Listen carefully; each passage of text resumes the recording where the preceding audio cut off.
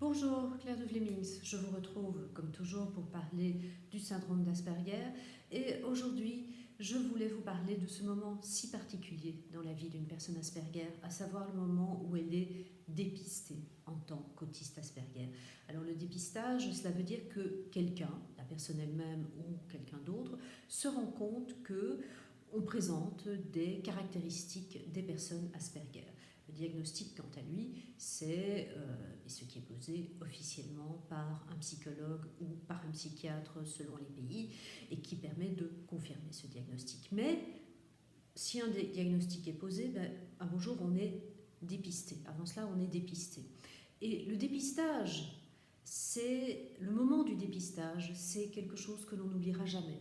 On se souviendra du jour, on se souviendra de la date, on se souviendra de l'heure, parce que c'est un moment où tout à coup, quelque chose dans notre vie, dans notre personnalité bascule.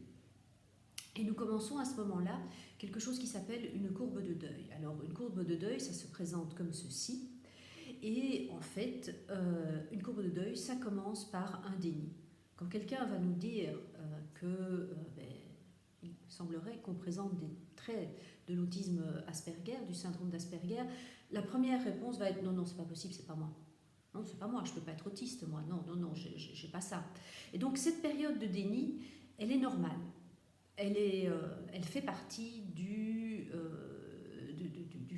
processus d'acceptation de ce que l'on est. Et c'est une période de déni qui arrive parce qu'on est profondément touché dans ce qui est notre identité, dans ce qui est la manière dont on se voit, ce que l'on croit être nous, qui est tout à coup complètement ébranlé. Et donc, il est important de savoir qu'on va avoir une période de déni quand on est dépisté en tant qu'autiste Asperger. Et puis, évidemment, cette période de déni, si on veut pouvoir avancer, il est indispensable de pouvoir en sortir. Alors, en sortir, ça peut être, selon les personnes, au bout de quelques heures, au bout de quelques jours, au bout de quelques semaines.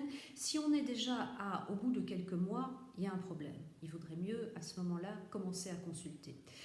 Et quand on dit que l'on va pouvoir en sortir, comment va-t-on faire ?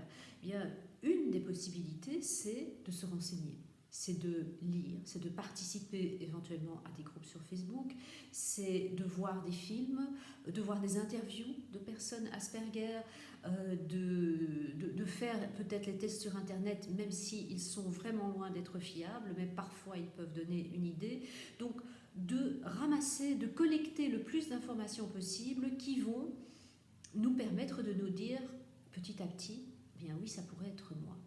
Après, il y aura d'autres phases dans la courbe de deuil et ça, ce sera le sujet des prochaines vidéos. Alors maintenant, si vous êtes Asperger, j'aimerais savoir comment ça s'est passé pour vous quand vous avez été dépisté. Donc, n'hésitez pas, partagez, commentez, likez et je vous retrouve demain pour la suite. Bel après-midi.